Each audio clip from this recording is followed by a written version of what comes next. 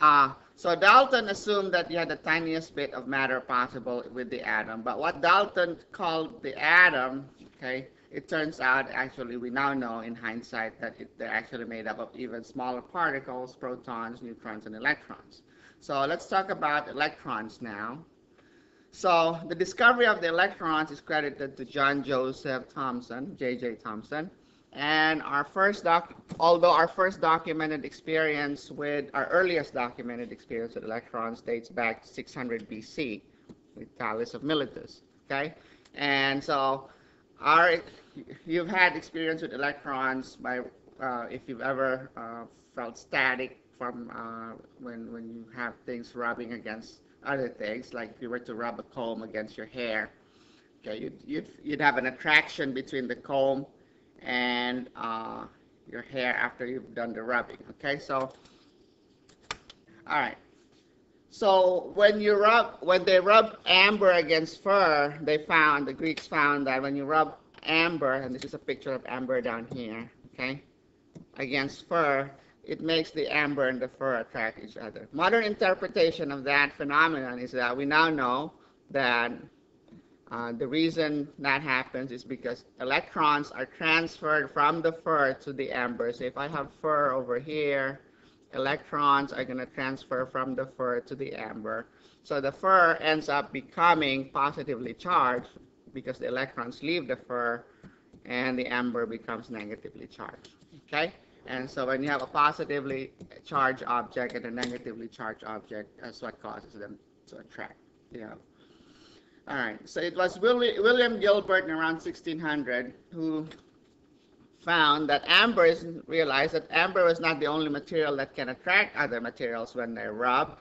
And so he was the one who coined the word electric, okay, from the Greek word for amber, which is electron. So electron is the Greek word for amber. And so he said that materials that are rubbed against each other and end up attracting each other are said to have an electrostatic attraction. Okay, and you say that the materials are electrically charged. Now it was Niccolo Cabeo, an Italian Jesuit philosopher, who found that charged objects not only can they attract each other, but they can also repel each other. So this suggested that there's actually two kinds of charge. Okay, so we now know that like charges attract, unlike charges repel. So two. All right. Now, Charles Dufay, a French chemist, proposed what's called the two-fluid theory, and he said that charge must be due to transfer of some kind of fluid from one object to the other. So he said that there are two kinds, the vitreous charge and the resinous charge. And he said that when you rub a glass rod against silk. Okay, yeah. So when you rub glass against silk, then you say that vitreous charge is transferred to the glass. And when you rub amber against fur, you say that resinous charge is transferred to the amber. Okay, so in other words, what Dufay called the resinous charge is what we now call a negative charge. And what he called the vitreous charge is what we now call the positive charge. The positive charge. Okay? It was Benjamin Franklin who actually proposed the better theory, which was the one-fluid theory. And he said that what happens is if you have a vitreous object, a positively charged object, it's because it's gained an electric fluid which he assigned a positive charge. And so he said the object that ends up being negative has lost this positive fluid, this electric fluid, and it went to the vitreous object. Okay. Now we now know that there is really only one thing that's moving around, and that's the electrons. Just based on convention, the thing that's being transferred is actually not positive but negative. Okay.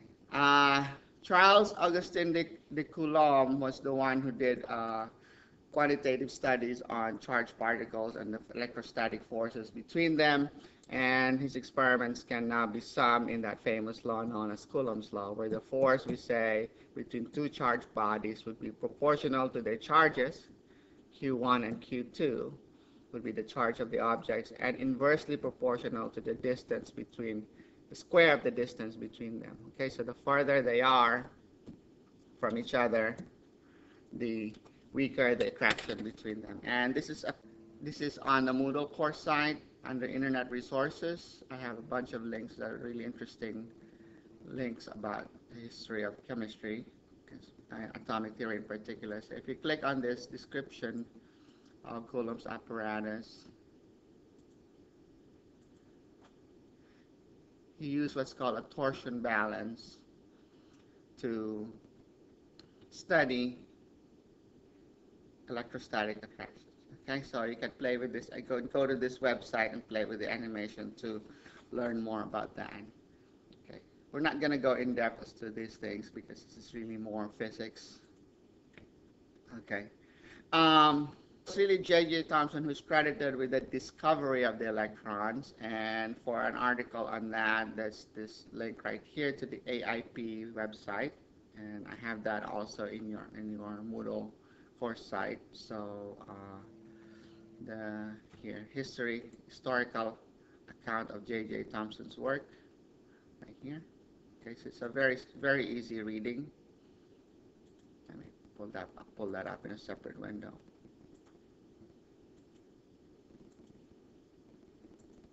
Okay, so here's a description of his apparatus right here. This is called a cathode ray tube. Okay. And what you have in a cathode ray tube is you have an evacuated chamber, so you've got a vacuum in here, and you have a piece of metal over here. That's right here, the cathode. Sorry. You have a piece of metal over here, cathode, which is subjected to a high voltage, and then a beam comes off from it, and we now know that that beam is in fact a beam of electrons. Okay, but at that time they didn't know. All they know was if you subject it to an electrical charge, it gets deflected. So you'll notice when you turn on these electrical plates, right, the voltage on these electrical plates right here, this beam gets deflected upward. So that means, and they found that this was a positively charged. This is the positive end of the plate. This is the negative voltage over here. So they said that whatever that beam is, it's made up of charged particles, which are negatively charged. Okay.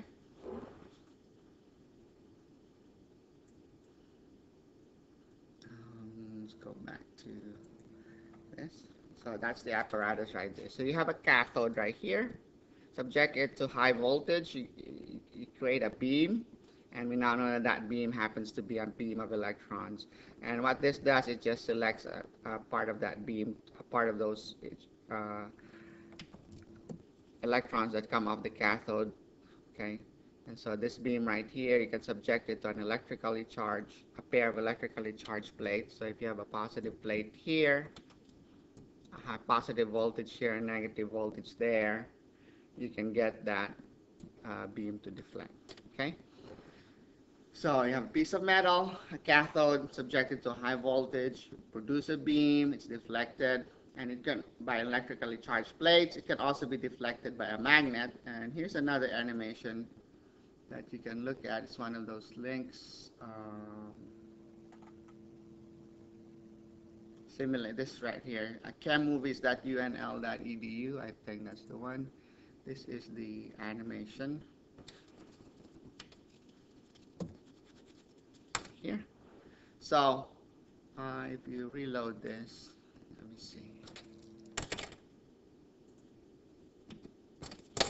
This is what happens. Okay. So there's the cathode, there's the anode, so the electrons are ejected from the cathode, okay? And so there's a hole right there where they can pass through. So this part is positive, this part is negative, okay? And there's a fluorescent screen that allows you to detect the beam. And if you put electrically charged plates, if you notice this part right here is positive, what happens to the electrons? They get deflected. So the cathode ray beam is deflected by the electric field, which suggests it's directed towards the positive plate, so it suggests that the charged particles are negative. Okay. And if you put a magnet, and here's the north pole of your magnet right here, okay? So we can say that your magnetic field, if you've had physics, the magnetic field B is over here. The velocity of the electron is that way. Okay. And then the force that these electrons would feel would be downward. Okay. So they'll experience a downward force, and so the electrons get deflected. Okay. If you've had physics, what's the force due to an electric field? Charge times velocity cross product of velocity times the magnetic field vector. Don't worry about this equation, okay, because we're not going to get into that in chemistry. So the only thing you need to know at this point is that if you have charged particles, put them between the poles of a magnet, they get deflected. They experience a magnetic force. Okay.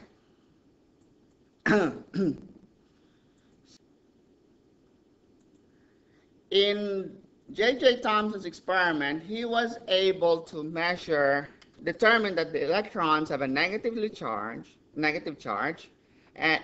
that electrons have a negative charge, and that the ratio of the charge to the mass is negative 1.76 times 10 to the 11 coulombs per kilogram. Okay? He was not actually able to measure the mass of the electron, so he wasn't able to measure the charge of electron. All he knew was it was negative, but he couldn't measure the actual value. He wasn't able to measure the mass of the electron. Mass of the electron. What he was able to measure was the ratio of the charge to the mass, which is negative 1.76 times 10 to the 11. Okay, so it was Robert Millikan who, in 1909, using his oil droplet experiments, determined the actual value of the electric charge. So he had these oil droplets right here, okay, and what he would do was he would attach electrons to them, okay. What he found that these oil droplets, the charges of these oil droplets are all multiples of negative 1.6 times 10 to the negative 19. Okay, an integer multiple. So what that suggested was that the smallest possible charge that particles can have must be negative 1.6 times 10 to the negative 19. And so he said, and then that must be the charge carried by each electron. If we were to repeat Millikan's experiment, which of the following values for the charge of an oil droplet are we least likely to observe? What's another way of phrasing this question? Which of these is not equal to a whole number times negative 1.6 times 10 to the negative 19 coulomb? So whatever this n here must be a whole number. Okay, so which of those will not give you an n that is equal to negative 1.6 times 10 to the negative 19? Okay. All right.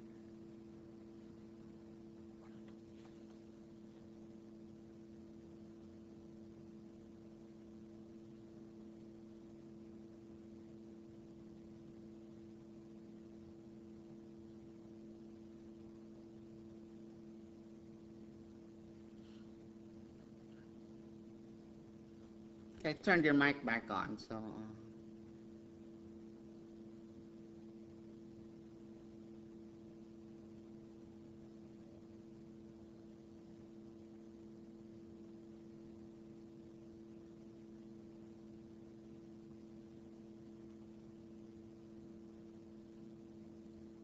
you guys still there?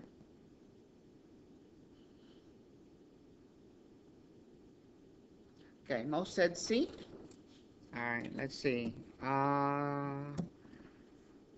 Let's divide that by 1.6 times 10 to the negative 19. So 1.759 times 10 to the negative 18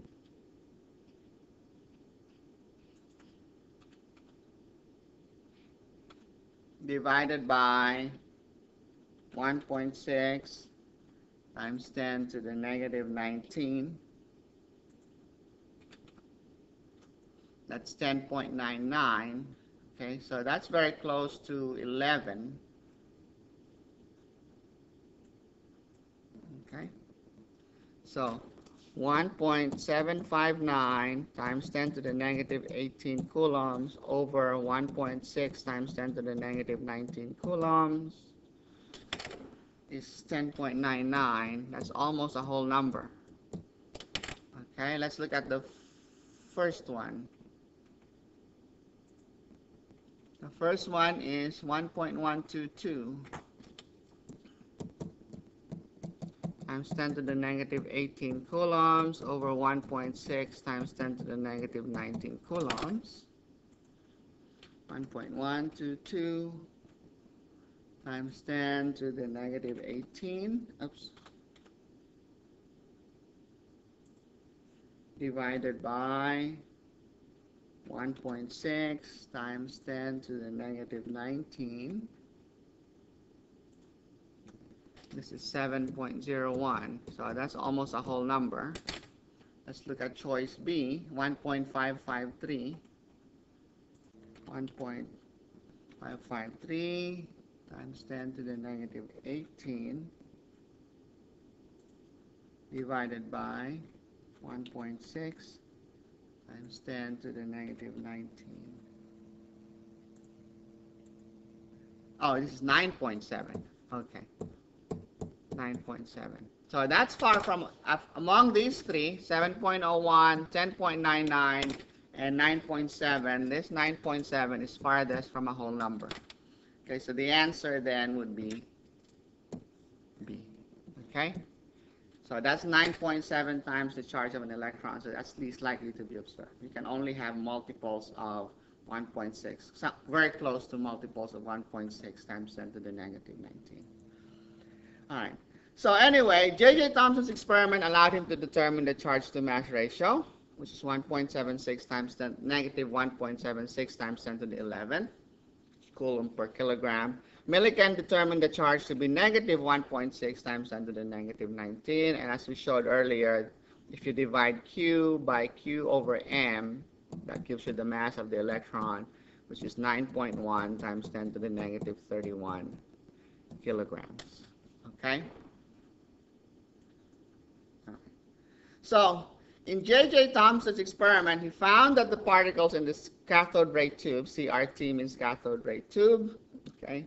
You may have heard that acronym years ago when before flat panel displays on computers, because your old television tubes and your computer monitors are actually cathode ray tubes, okay?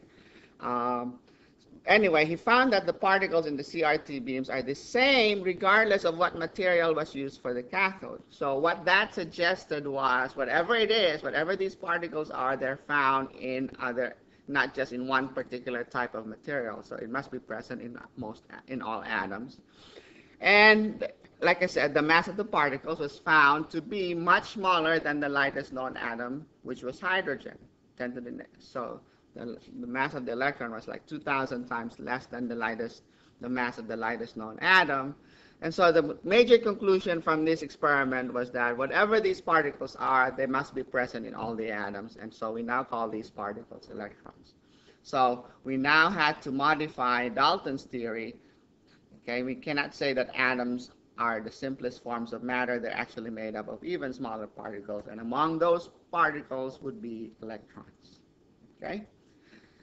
So given that information, J.J. Thomson proposed what is now known as the Plum pudding model of the atom, where he imagined that the atom, instead of just a structureless sphere, as Dalton thought, was like a sphere that had embedded within it, so a positively charged sphere that has embedded within it negatively charged electrons. So you can imagine the electrons are like plums, and the whole thing is a pudding. Okay? So that's known as the Plum pudding model of the atom. Now, that's still not quite the right picture of what an atom should be, okay? And it was Rutherford's experiment that led to our currently accepted model of what an atom is, okay? And so what Rutherford did was he bombarded a piece of gold foil by alpha particles, okay? And these alpha particles are really nothing more than helium nuclei, very fast moving helium nuclei. So if you have a radioactive atom, okay, a radioactive radioactive atom will generate three kinds of radiation: alpha rays, beta rays, and gamma rays. Alpha, beta, and gamma. And you can separate these rays. So if you have a radioactive material,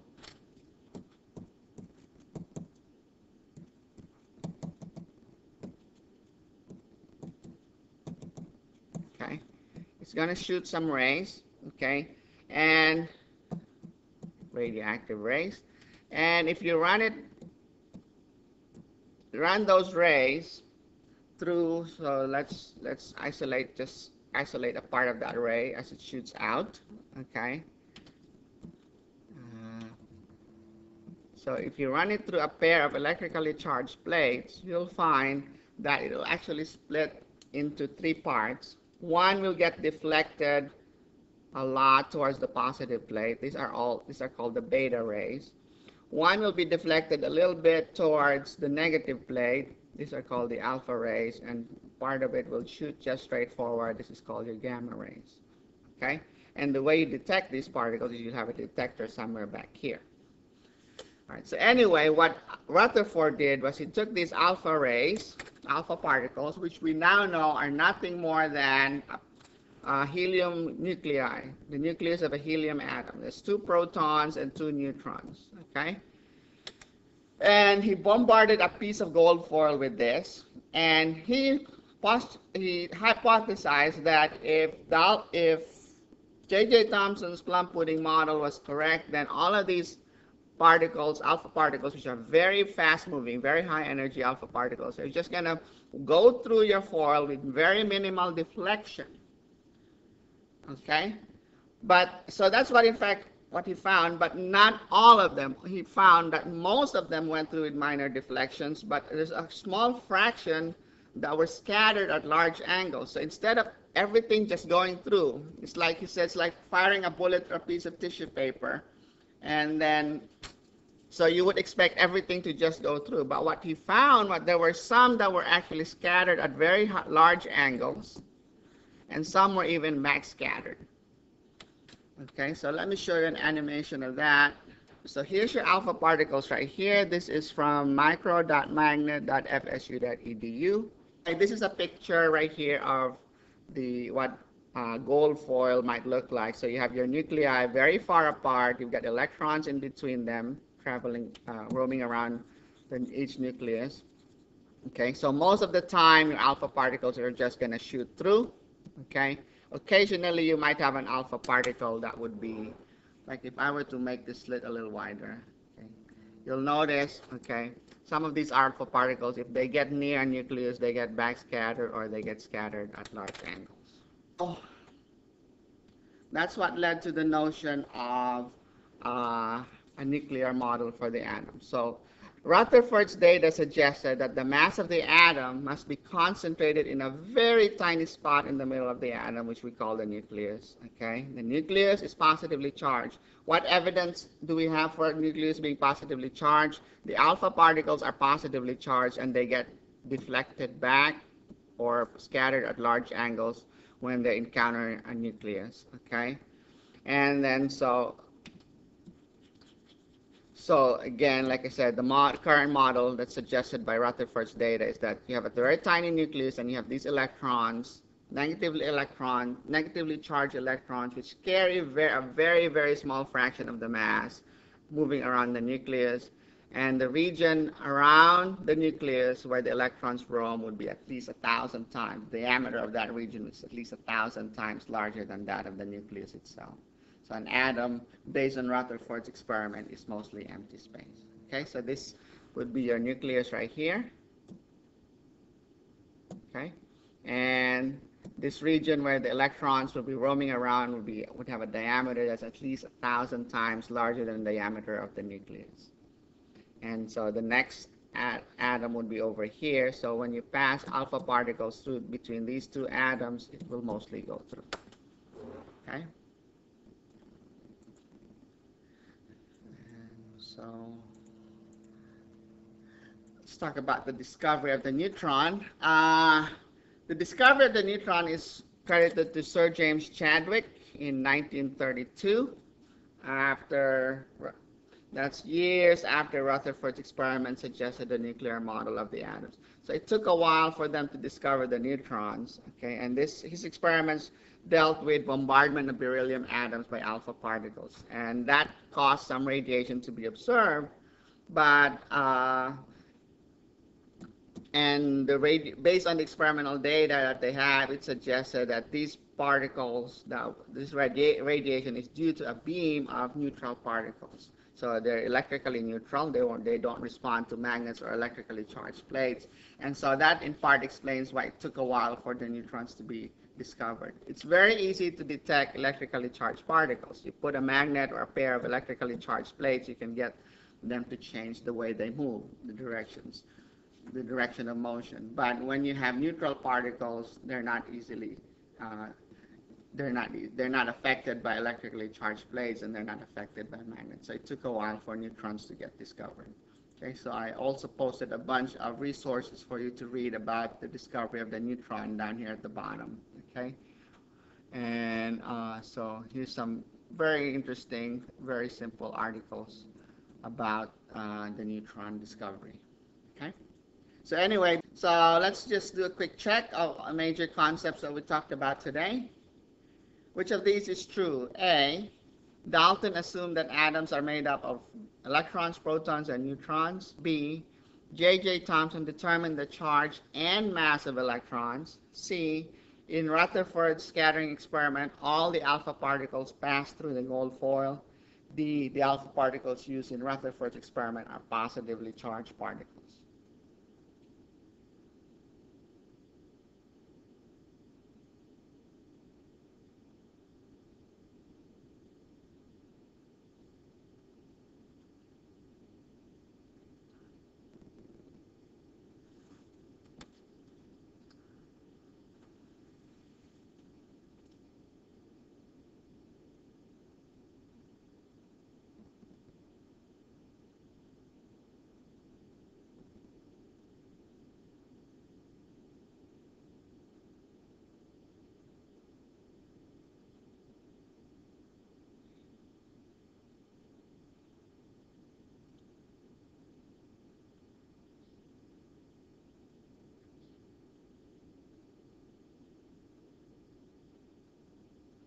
Okay. So popular answer is A. Dalton assumed that atoms are indivisible, right? So A can't be right. We know it's true. We now know that atoms are made of electrons, protons, and neutrons, but that's not because of Dalton's theory. Dalton assumed that particles were structureless spheres, okay? What about choice B? J.J. Thomson determined that the charge should be the charge and mass of electrons. No, he determined the ratio of the charge to the mass. Neither, it didn't. Okay, so that's not true either. Millikan, if you recall, determined the charge. Okay, J.J. Thomson determined charge to mass ratio. So these two experiments together led to the determination of the charge, the mass of the electron. Okay, so that's not true either. It's charge to mass ratio, not charge and mass. What about Rutherford's alpha scattering experiment? All of the particles pass through? No, not all. Okay, most pass through. Okay, in fact, that was the most important aspect of Rutherford's experiment. Most important result was that not all the alpha particles passed through. There were a few that got scattered at very large angles and a few that got backscattered.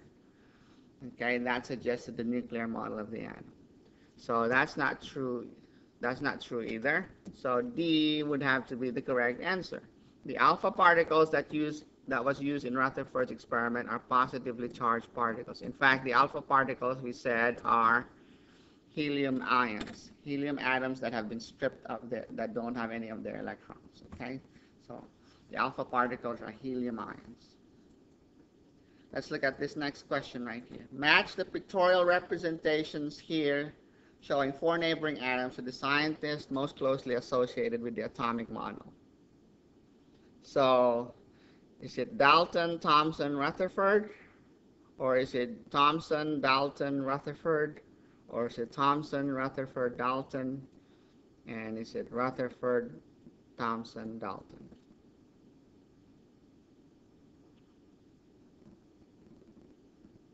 So this,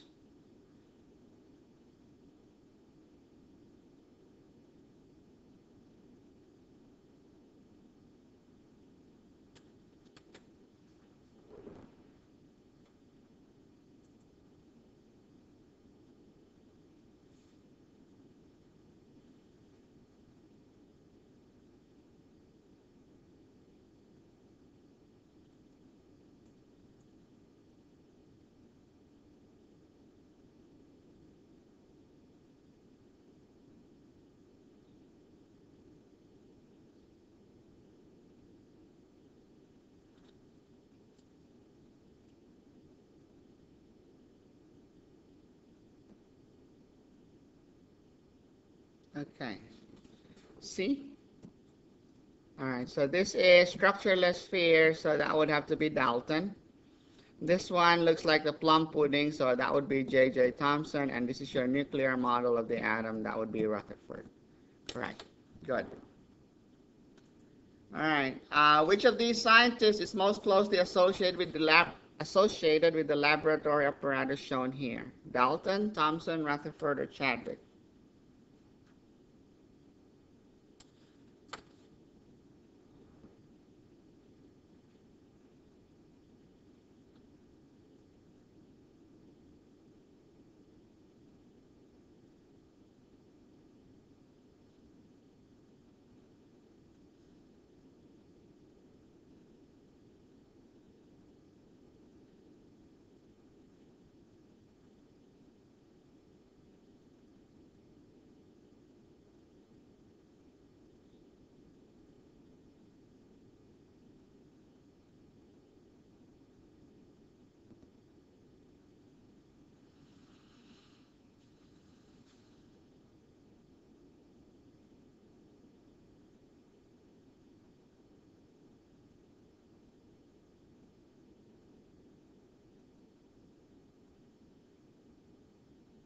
Most said B, very good. J.J. Thomson. Okay, this is a cathode ray tube. Okay, and this is how televisions used to work. Okay, before we had flat panel displays. Here's a follow-up question. Is this, you have electrically charged plates here, based on the deflection of your beam, it's deflected downward. Is this charge up here positive or negative? The charge on the top electrical plate, is it A, positive, or B, negative?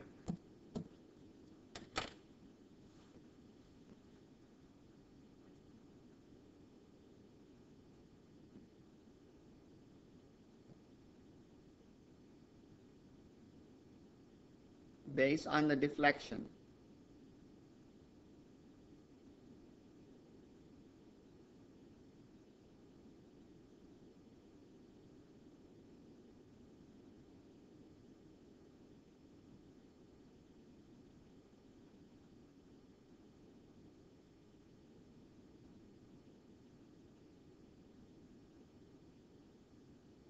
Okay, it is negative because this beam is deflected downward, so the bottom plate must be positive, so the top plate must be negative, so it's not positive.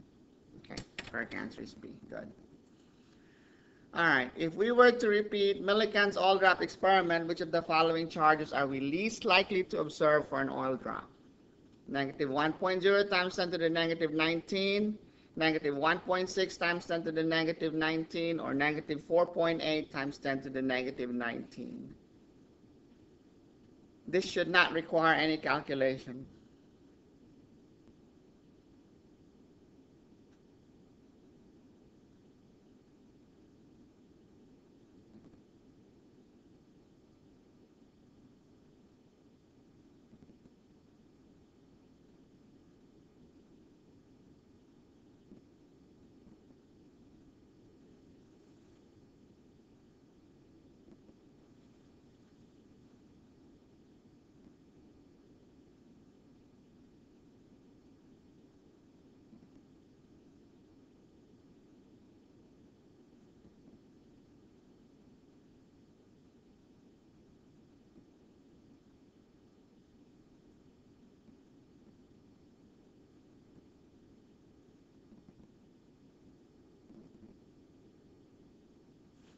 Very good. The smallest charge known is that for an electron, which is negative 1.6 times 10 to the negative 19. Okay, finally the last one. Shown here is a diagram illustrating Rutherford's alpha scattering experiment. So if you imagine these are your alpha particles, represented here by the red circles, which of the three labeled alpha particles, A, B, or C, will have the most typical trajectory, okay? The most typical trip toward through the gold foil. Will it be A, B, or C?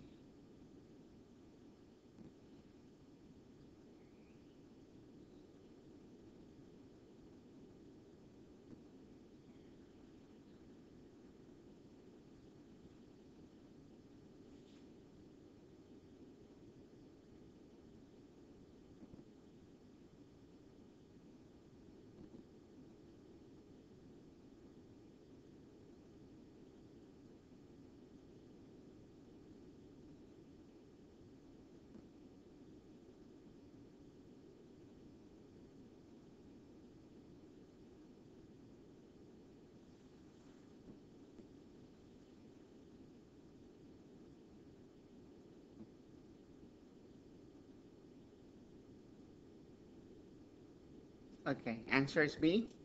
Very good. B would just make it through with very minor deflection, so this would be typical. Okay. A is going very close. It's almost like a head-on collision, heading towards a head-on collision with the nucleus. So A is going to get backscattered. Okay. So that's rare. Okay.